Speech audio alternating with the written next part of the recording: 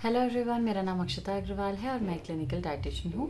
आज जो टॉपिक मैं आप लोगों के लिए लेकर आई हूँ वो एक बहुत कॉमन प्रॉब्लम है और बहुत सारे लोगों के मेरे को मेल्स एंड मैसेजेस आए कि इस टॉपिक के ऊपर एक वीडियो होना चाहिए। तो आज जो हम टॉपिक कवर करेंगे इस वीडियो में वो है एक्ने और पिंपल। तो पहले शुरू कर लेते हैं इसके कॉजेज़ से कि क्या क्यों हो जाते हैं पिंपल्स, फिर रेमेडीज़ के बारे में बात कर लेंगे।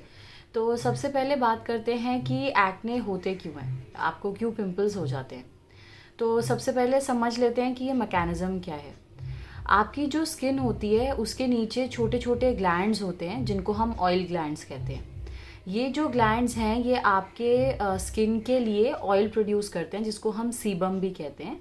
तो आपके पूरे फेस के ऊपर छोटे छोटे पोर्स होते हैं, गड्ढे होते हैं, जिनके थ्रू ये जो ऑयल है ये आपके फेस पे आता है। आपके फेस पे हेयर होते हैं, तो जो ये ऑयल प्रोड्यूस हुआ ग्लैंड से हेयर के थ्रू ये पोर के ज़रिए से बाहर आ जाता है स्किन के ऊपर।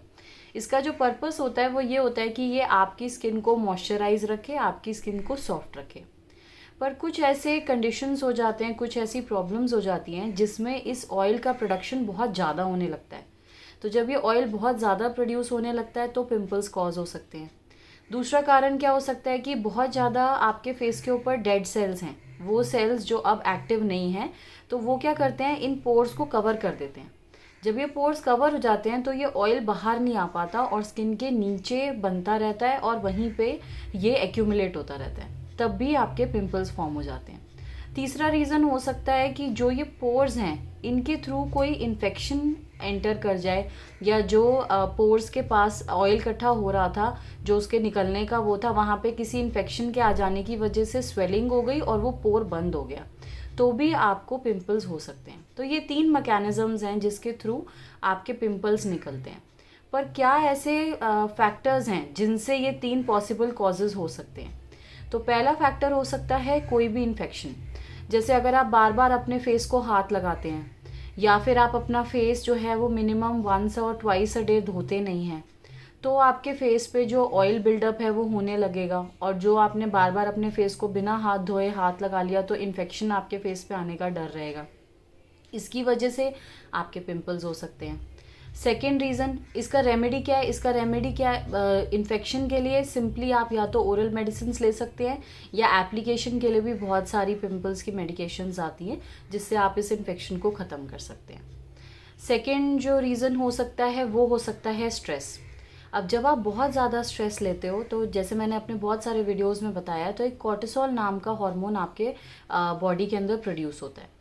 ये कॉर्टिसोल हार्मोन जो है ये आपके बाकी हार्मोन्स की वर्किंग के साथ भी इंटरफेयर करता है।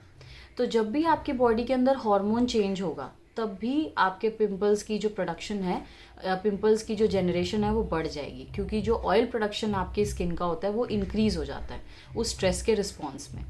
तो इसलिए स्ट्रेस मैनेज करना बहुत ज़रूरी है उन लोगों के लिए जिनको बहुत ज़्यादा पिंपल्स होते हैं। तो स्ट्रेस के ऊपर मैंने डिटेल में एक वीडियो करा है कि क्या आप ऐसे फूड्स खा सकते हैं जिससे आपका स्ट्रेस मैनेज रहे। तो लिंक मैं आपको डिस्क्रिप्शन में दे दूँगी, उसे जाकर देखिए और अपने रूटीन में इनकॉर्पोरेट कीजिए। तीसरा रीज़न इसका एक्ने का हो सकता है जो हार्मोन चेंजेस हैं। जैसे कोई लड़की है, उसके पीरियड स्टार्ट होने वाले हैं तो उस टाइम पे उसके हार्मोन्स चेंज होते हैं। कोई लेडी है जिसके पीरियड्स रुकने वाले हैं, उस टाइम पे हार्मोन्स चेंज होते हैं। आपके जब पीरियड्स शुरू होने वाले होते हैं उससे पहले आपके हार्मोन्स चेंज होते हैं। तो जब भी बॉडी में हार्मोन्स की फ्लक्चुएशन होती है तो उस टाइम पे जो एक्ने और पिंपल्स है इसकी प्रॉब्लम बढ़ जाती है। तो उससे डील करने के लिए आप क्या कर सकते हैं, जो भी आपके हार्मोन चेंजेस होते हैं उसको आप 2 तरीके से बिल्कुल कंट्रोल कर सकते हो। पहला तो है रेगुलर फिजिकल एक्टिविटी। जब हम लोग 30 मिनट्स रेगुलर एक्टिविटी करते हैं तो हमारे सारे हार्मोन्स अपना काम अच्छे से कर पाते हैं और उनको जो हमारे इम्बैलेंसेस है उसको ठीक करने में हमें मदद मिलती है। सेकेंड जो आपका तरीका है जिससे आप अपने हार्मोन इम्बैलेंसेस को ठीक रख सकते हो वो है आपका वेट मैनेजमेंट। तो अगर आपका वेट ठीक रहेगा तो आपके हार्मोन इम्बैलेंस भी कम होंगे, आपके हार्मोन इम्बैलेंस कम होंगे तो इस तरह की प्रॉब्लम्स भी कम होगी। तीसरा स्ट्रेस है, जो मैंने आपको अभी इससे पहले पॉइंट बताया। अगर स्ट्रेस आपका अनमैनेज्ड है तो भी हार्मोन इम्बैलेंस आपका होता ही रहेगा। आखिरी जो चीज़ आप कर सकते हो वो है इनटेक ऑफ डार्क चॉकलेट। अब कई लोग कहते हैं कि चॉकलेट खाने से भी पिंपल्स होते हैं, तो अभी वो मैं नेक्स्ट जो पॉइंट कवर करूँगी डाइट, उसमें मैं इसको कवर करूँगी। पर यहाँ पे जो हार्मोन मैनेज करने के लिए उसके लिए मैं आपको बता देती हूँ कि जो डार्क चॉकलेट है वो आपके हार्मोन्स को मैनेज करने में बहुत हेल्प करता है, आपके हार्मोन्स को ठीक रखने में बहुत हेल्प करता है। तो 2 से 3 क्यूब चॉकलेट का, जो डार्क चॉकलेट का है, वो आप अपने रूटीन में इनकॉर्पोरेट कीजिए, वो भी आपको एक्ने के साथ हेल्प करेगा। अब आ जाते हैं डाइट के ऊपर। डाइट में ऐसी क्या चीज़ें हैं जो एक्ने को बढ़ाती हैं, एक्ने को इंक्रीज़ करती हैं। सबसे पहले है रिफाइंड फूड्स। जो भी लोग मैदा ज़्यादा खाते हैं, बर्गर, पिज़्ज़ा, मतलब जो भी ऐसी चीज़ें हैं जिसके अंदर बहुत ज़्यादा मैदे का यूज़ होता है, वो आपकी स्किन पे एक्ने प्रोड्यूस करेगा। सेकंड है एक्सेस शुगर। जब आप बहुत ज़्यादा क्वांटिटी में शुगर खाते हैं, वो भी पिंपल्स को एनकरेज करता है। थर्ड है फैटी फूड। जो भी आपका फ्राइड फूड है, जब भी आप वो भी इनटेक में बढ़ा देंगे, आपके एक्ने की प्रॉब्लम स्टार्ट हो जाएगी। कई लोग कॉफ़ी को भी सेंसिटिव होते हैं, क्योंकि कॉफ़ी आपकी तासीर में गर्म होती है, तो कॉफ़ी के लेने पे भी कई लोगों को पिंपल्स निकल आते हैं। तो 1 कप पर डे से ज़्यादा आप कॉफ़ी को एक्सीड ना करें। लास्ट है सेकेंड लास्ट है चॉकलेट। अब क्योंकि चॉकलेट के अंदर शुगर भी होती है और मिल्क भी होता है, तो उन दोनों की प्रेजेंस की वजह से जो आपकी मिल्क चॉकलेट है, वो कई बार कुछ लड़कियों के अंदर या कुछ मतलब ह्यूमंस के अंदर वो प्रोड्यूस करने लगती है एक्ने। तो इसलिए डार्क चॉकलेट एक मच बेटर ऑल्टरनेटिव है अगर आप चॉकलेट कंज्यूम करना चाहते हैं। अब डेयरी की बात कर लेते हैं। बहुत सारे जो एंटी एक्ने डाइट्स होते हैं या जो बहुत सारे एंटी एक्ने ट्रीटमेंट्स होते हैं, उसके अंदर मिल्क को बंद करने के लिए कहा जाता है, क्योंकि ऐसा माना जाता है कि जो मिल्क पहले प्रोड्यूस होता था, तो उसके अंदर कोई भी आर्टिफिशियल चीज़ें नहीं एडेड होती थी, और उस वजह से वो मिल्क हमें सूट करता था। पर अब क्या होता है कि जो काउस वगैरह है, उन्हें इंजेक्ट किया जाता है, या बहुत सारे हार्मोन्स आजकल मिल्क के अंदर आ रहे हैं, जो कि हमारे हार्मोन्स को इम्बैलेंस कर रहे हैं, और उसकी वजह से हमको ये एक्ने या पीसीओडी इस तरह की प्रॉब्लम्स हो रही हैं। बट मैं आपको ये बोलना चाहती हूँ कि एक्सेस ऑफ डेयरी आपको नुकसान कर सकती है, लेकिन बिल्कुल डेयरी बंद करना भी आपको नुकसान कर सकता है। तो इसका सिंपल सा रेमेडी क्या है, आप कम से कम 1 ग्लास और मैक्सिमम 2 ग्लास दूध अपनी डाइट के अंदर रखिए।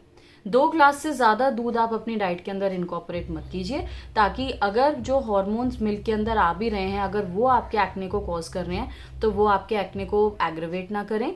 लेकिन इतना भी कम मिल्क ना हो जाए डाइट के अंदर कि जो उसके बेसिक न्यूट्रिएंट्स हैं, जो जिस पे हम लोग डिपेंडेंट है, कैल्शियम है, प्रोटीन है, आपका दुनिया भर के उसके अंदर न्यूट्रिएंट्स। मिल्क बेसिकली एक कंप्लीट फूड है, आयरन के अलावा उस पर सारे न्यूट्रिएंट्स होते हैं। तो मिल्क बंद करना एक सोल्यूशन नहीं है, unless you are lactose intolerant. तो आप 2 ग्लास अपनी मैक्सिमम लिमिट रखिए, मिनिमम 1 ग्लास रखिए, वो आपको एक्ने में परेशान नहीं करेगा। तो ये तो मैंने उन फूड्स के बारे में आपको बताया है जो आपको अवॉइड करने हैं अगर आप अपनी स्किन को क्लियर चाहते हैं और आप चाहते हैं कि आपको एक्ने ना हो। अगला जो रीज़न हो सकता है, वो हो सकता है कुछ तरह के मेडिकेशंस।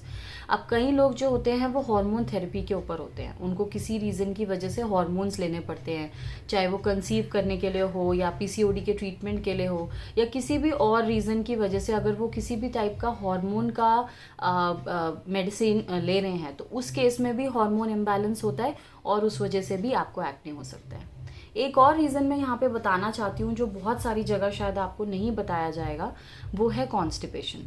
मेरा ये अपने पेशेंट्स के साथ एक पर्सनल एक्सपीरियंस है कि जिन भी लोगों को इनडाइजेशन रहता है, जिनके बॉडी से भी टॉक्सिन्स रेगुलर बेसिस पे क्लियर नहीं होते, उन लोगों की भी जो स्किन है उसके अंदर एक्ने और पिंपल्स कॉमन है।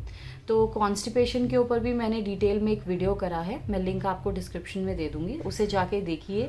उन सारे फाइबर के सोर्सेज को अपनी डाइट में इनकॉर्पोरेट कीजिए, सफिशिएंट क्वांटिटी में पानी पीजिए, ताकि पेट आपका क्लियर रहे। अगर पेट आपका क्लियर रहेगा तो स्किन ऑटोमेटिकली आपकी बेटर हो जाएगी। अब आ जाते हैं क्या रेमेडीज़ हम कर सकते हैं एक्ने को अवॉइड करने के लिए। पहले तो है कि दिन में आपको मिनिमम 2 बार अपना फेस वॉश करना है। इससे क्या होगा, जो ऑयल बिल्डअप है वो नहीं होगा। सेकेंडली, अगर आप मेकअप यूज़ करते हो तो आपको ये ध्यान रखना है कि ऐसा मेकअप या ऐसी कोई क्रीम आपको नहीं अप्लाई करनी जिससे आपके पोर्स जो हैं वो बंद हो जाएं। अगर वो पोर्स बंद हो जाएंगे तो एक्ने होने लगेंगे। तीसरा है आप एलोवेरा यूज़ कर सकते हो। मैंने पिछले वीडियो में भी डार्क सर्कल्स के लिए एलोवेरा को बहुत हेल्पफुल बताया था, तो यहाँ पे भी मैं बताना चाहती हूँ कि आप एलोवेरा को यूज़ कर सकते हो। एलोवेरा जो होता है वो हाइड्रेटिंग होता है और उसकी एंटी बैक्टीरियल प्रॉपर्टीज़ होती है, तो आपके फेस पे किसी भी तरह का बैक्टीरिया का बिल्डअप नहीं होने देगा और एक्ने को दूर रखेगा। अगली चीज़ जो आप कर सकते हो वो है आप जिंक रिच फूड्स खाइए। जिंक क्या करता है, वूंड की हीलिंग में हेल्प करता है, मतलब कोई भी घाव हो जाए तो उसको ठीक करने में हेल्प करता है, और साथ ही साथ किसी भी तरह की जो स्वेलिंग हो जाती है उसको कम करने में हेल्प करता है। तो कई लोगों के जो एक्ने होते हैं वो पेनफुल होते हैं, उसमें पस बिल्डअप हो जाती है, तो उन लोगों के लिए स्पेशली जिंक बहुत हेल्पफुल रहेगा। तो जिंक के लिए आप क्या ले सकते हैं, जिंक के लिए आप बादाम ले सकते हैं, अखरोट ले सकते हैं, फ्लैक्स सीड्स ले सकते हैं, चिया सीड्स ले सकते हैं, जितनी हरी पत्तेदार सब्जियां हैं उनका इंटेक कर सकते हो, एग का इंटेक कर सकते हो। ये सारे सोर्सेज आपको सफिशिएंट क्वांटिटी में जिंक देंगे और जिंक आपकी स्किन को, एक्ने को ठीक रखने में हेल्प करेगा।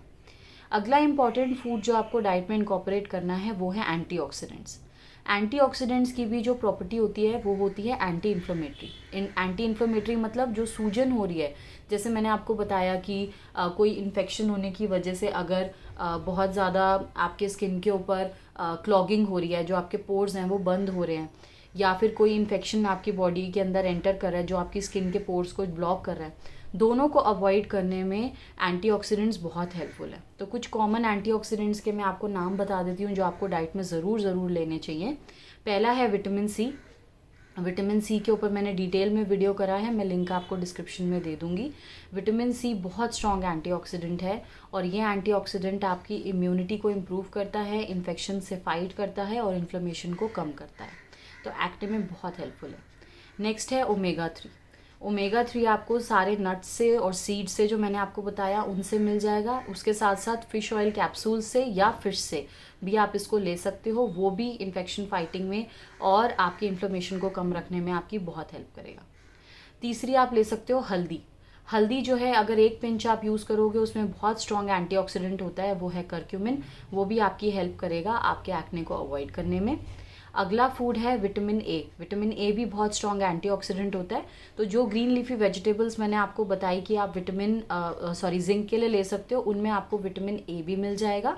उसके साथ साथ विटामिन ए आपके स्प्रिंग अनियंस में भी होता है, जो आपकी हरी प्याज होती है उसके अंदर भी बहुत अच्छी क्वांटिटी में पाया जाता है, वो भी आप ले सकते हो। इसके अलावा जो फाइनल है वो है विटामिन ई। विटामिन ई भी बहुत इफेक्टिव है और विटामिन ई आपको सारे आपके नट्स से, आपके जितने भी आप ऑयल्स यूज़ कर रहे हो उनसे मिल जाएगा। तो ये जो सारे फूड्स हैं ये आपको हेल्प करेंगे, आपके एंटीऑक्सीडेंट्स जो आपको हेल्प करेंगे आपके एक्ने को कम रखने में, आपकी स्किन को क्लियर रखने में। तो आई होप इस वीडियो से आपको पिंपल्स के बारे में, एक्ने के बारे में अच्छी इन्फॉर्मेशन मिली होगी। अगर आपको ये इन्फॉर्मेशन पसंद आई हो तो अपने दोस्तों के साथ, अपनी फैमिली के साथ इसको शेयर करो, अपने कोलीग्स के साथ इसको शेयर करो, मेरे चैनल को सब्सक्राइब करो और मैं आपसे अगले वीडियो में मिलूँगी। Thank you.